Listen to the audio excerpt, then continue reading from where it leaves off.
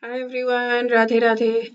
In this video, we're going to be doing Srimad Bhagavatam, Canto 2, Chapter 4, and we're going to be continuing to talk about Bhagwan Shri Krishna because the sages asked, please tell us about Bhagwan Shri Krishna because that's the only thing that is useful. Okay, so let's call out to Bhagwan Shri Krishna. Om Namo Bhagavate Vasudevaya. Om Namo Bhagavate Vasudevaya. Om Namo Bhagavate Vasudevaya. Dear Bhagwan Shri Krishna, I please help me become a ripe mango instead of an unripe mango, kacha aam. So I'm going to give a context of that. I was listening to a lecture by Hari Parshad Prabhu, and he was talking about this, like how do we understand this? That the Gita says that we should not disturb people who do not want to learn, who are faithless, who do not want to learn about the Bhagwan Shri Krishna.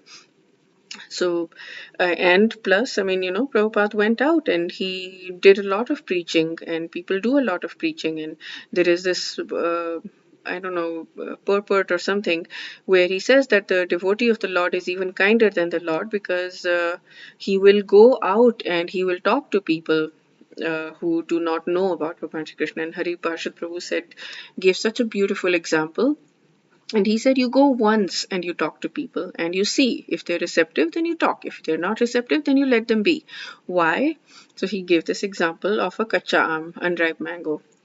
So if there is an unripe mango, what is the best way to ripen it? Do you pluck it from the tree and beat it with a stick? Or do you leave it on the tree and naturally let it ripen?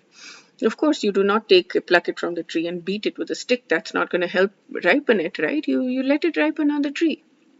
So that's what.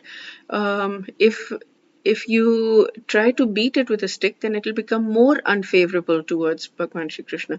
And you don't want that. You just leave it be. You let it be, stay on the tree. So I am feeling now that I am a very unripe mango because there are many things in bhakti that I have not been able to attain. For example, I have not been able to find my guru yet. I'm looking, I'm wanting a guru, but I feel like an unripe mango, and I've not been able to get to a place where I'm chanting 16 rounds yet daily with consistency. Like, I want to get to that. So I feel like an unripe mango in many ways, and if somebody tells me and tries to force me, no, you should do this and you have to do this and whatever, it's not going to work because I'm an unripe mango. I'm a kacha aam. So my prayer to Bhagwan Shri Krishna is, please help me ripen so that I can do all of these things about bhakti, because having a guru is very important. Learning from a guru, Hari Parshad Prabhu was saying that you should be ideally in an ideal situation, which is of course not possible in many cases, but you should be staying with a guru, and he focuses so much on that. You need to have personal interaction with the guru because you need to be corrected. And he gives this example by Prabhupada where one of his disciples was running over, I mean, he was getting late and Prabhupada was going for a morning walk and he didn't want to miss it, so he didn't want to go back and get his shoes, and he was running over these barnacles and everything, and his feet were hurting, and Prabhupada was like, why, what is going on? And why are you not wearing shoes? And he's like, the guy said, I don't remember the exact words, but he's like, I'd rather be with you than worry about shoes and feet, whatever. And he was like, no, go wear shoes. You don't want to hurt yourself. That's not helpful at all in bhakti.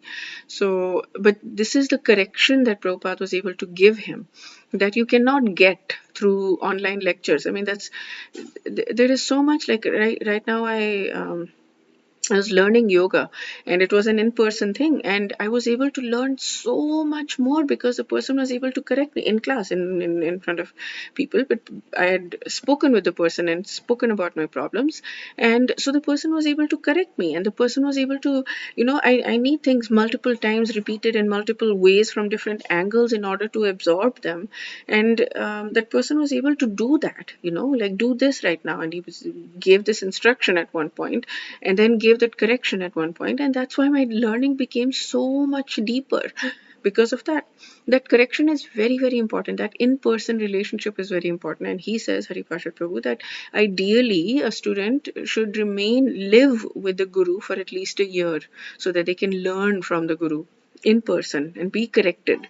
I'm looking for a Guru like that, and hopefully I'll become a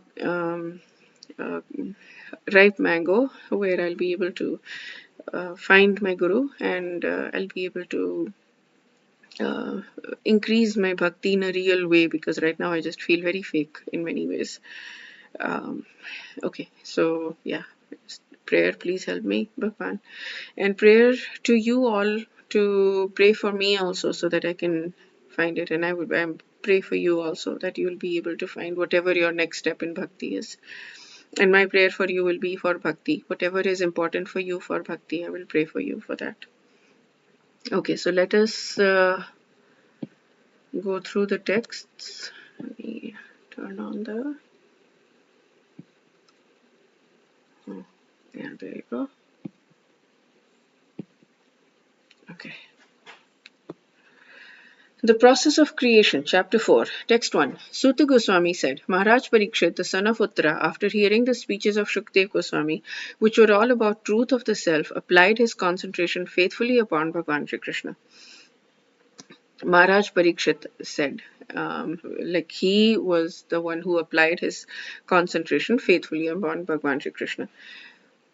2. Maharaj Parikshit, as a result of his wholehearted attraction for Bhagavan Krishna, was able to give up all deep-rooted affection for his personal body, his wife, children, palace, animals like horses and elephants, his treasury houses, friends, relatives, and his undisputed kingdom. 3, 4. O great sages, the great soul Maharaj Parikshit, constantly wrapped in thought of Bhagavan Krishna, knowing well of his imminent death, renounced all sorts of fruitive activities, namely acts of religion, economic development, and sense gratification, and thus fixed himself firmly in his natural love for Krishna and asked all these questions exactly as you're asking me. So Maharaj Parikshit basically um, fixed himself, I love this, firmly in his natural love for Krishna and asked all these questions that you're asking me. 5. Maharaj Parikshit said, O learned Brahmana, you know everything because you are without material contamination. Therefore, whatever you have spoken to me appears perfectly right. Your speeches are gradually destroying the darkness of my ignorance, and you are narrating the topics of the Lord. Um, So Maharaj Parikshit was talking to Shukdev Goswami. 6. I beg to know from you how God, by his personal energies, creates these phenomenal universes as they are, which are inconceivable even to the great demigods. 7. Kindly describe how Bhagwan, who is all-powerful, engages his different energies in different expansions in maintaining and again winding up the phenomenal world in a sporting spirit of a player.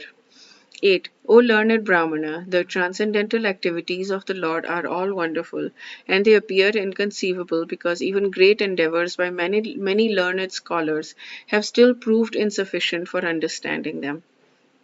9. The Bhagwan is one whether he alone acts with the modes of material nature or simultaneously expands in many forms or expands consecutively to direct the modes of nature. 10. Kindly clear up all these doubtful inquiries because you're not only vastly learned in the Vedic literatures and self-realized in transcendence, but you're also a great devotee of the Lord and are therefore as good as the personality of Godhead. 11. Suta Goswami said, when Shukdev Goswami was thus requested by the king to describe the creative energy of God, he then systematically remembered the master of the senses, Bhagavan Shri Krishna, and to reply properly, he spoke thus. 12. Shukdev Goswami said, let me offer my respectful obeisances unto God, who for creation of material world accepts three modes of nature. He is complete while whole, residing within the body of everyone, and his ways are inconceivable. 13. I again offer my respectful obeisances unto the form of complete existence and transcendence, who is the liberator of the pious devotees from all distress and the destroyer of the further advances in atheistic temperament of the non-devotee demons. For transcendentalists who are situated in the topmost spiritual perfection, he grants their specific destinations. So he's now doing Naman. So this is something that Radhika Raman Prabhu had said over and over and over and over and over again in Srimad Bhagavatam. Anytime anybody talks about Bhagwan Shri Krishna, they do Naman first. I offer my respectful obeisances.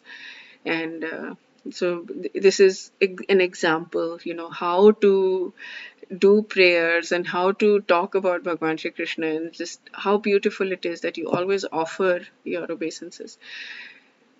Text 14. Let me offer my respectful obeisances unto him who is the associate of the members of the Yadu dynasty, and who is always a problem for the non-devotees. He is the supreme enjoyer of both the material and spiritual worlds.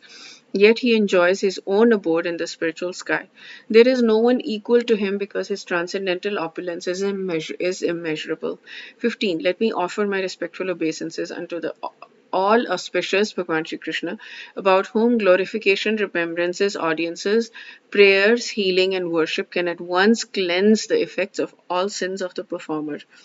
16. Let me offer my respectful obeisances again and again.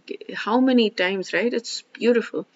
Unto the all auspicious Bhagwan Shri Krishna, the highly intellectual, simply by surrendering unto his lotus feet, I relieved of all attachments to present and future existences without any difficult progress towards spiritual existence. So that's all. The highly intelligent people all they need to do is just surrender onto his lotus feet. That's what the definition of intelligence is are you surrendering onto Bhagwan Shri Krishna's lotus feet? That's it.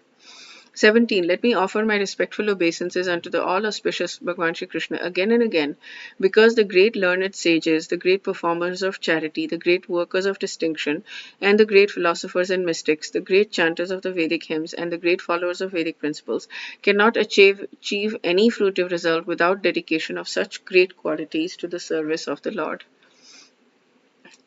18. Kirat, Hun, Andhra, Pulind, Pulkash, Abhir, Shumbha, Yavana, members of the Khasa races, and even others addicted to sinful acts can be purified by taking shelter of the devotees of the Lord, due to his being the supreme power.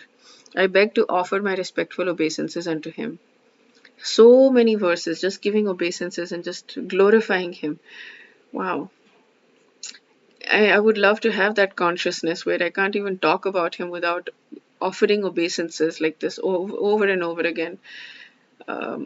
Every time I start to talk to him, I just have to say, I offer my obeisances to you because you have this quality and this quality and this quality and this quality. 19. He is the super soul and supreme lord of all self-realized souls. He is the personification of the Vedas, the religious scriptures and austerities.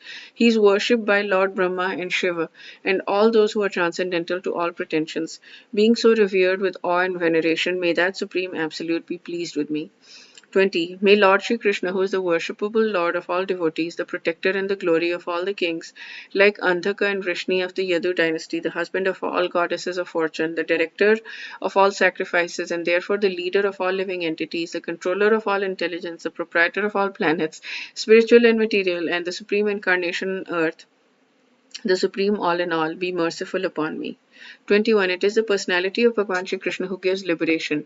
By thinking of his lotus feet at every second, following in the footsteps of authorities, the devotee in trance can see the absolute truth.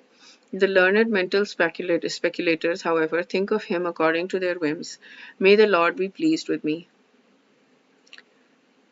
By thinking of his lotus feet at every second, following footsteps of authorities, the devotee can see absolute truth. Not the learned people, but the people who think about him. Always remember me, never forget me. That's what Krishna says. 22. May the Lord, who in the beginning of creation amplified the potent knowledge of Brahma from within his heart and inspired him with full knowledge of creation and of his own self, and who appeared to be generated from the mouth of Brahma, be pleased with me. 23. May Bhagwan, who enlivens the materially created bodies of the elements by lying down within the universe, and who in his Purusha incarnation causes the living being to be subjected to 16 divisions of material modes which are his generator, be pleased to decorate my statements. 24. I offer my respectful obeisances unto Srila Vyasadeva, the incarnation of Vasudeva, who compiled the Vedic scriptures. The pure devotees drink up the nectarian transcendental knowledge dropping from the lotus-like mouth of the Lord. The whole chapter is just obeisances. My dear king, Brahma, the firstborn, on being questioned by Narad, exactly apprised him on this subject as it has been directly spoken by the Lord to his own son, who was impregnated with Vedic knowledge from his very birth. Okay, yeah, so that's it. The whole chapter was just obeisances. He's not answered the question yet, and he will answer the question probably in the next chapter. But this is beautiful. Wish you all a very beautiful day, and wish you all also this so much love for Bhagwan Shri Krishna that if somebody asks you a question before you even start to answer that question, you just do obeisances over obeisances over obeisances over obeisances, because you just feel like, oh my goodness, Bhagwan, mein naman, like I want to do naman, I want to do your naman, I want to do your naman, and I cannot stop, I cannot help myself, I cannot stop. Okay, wish you all a beautiful day. Radhe Radhe.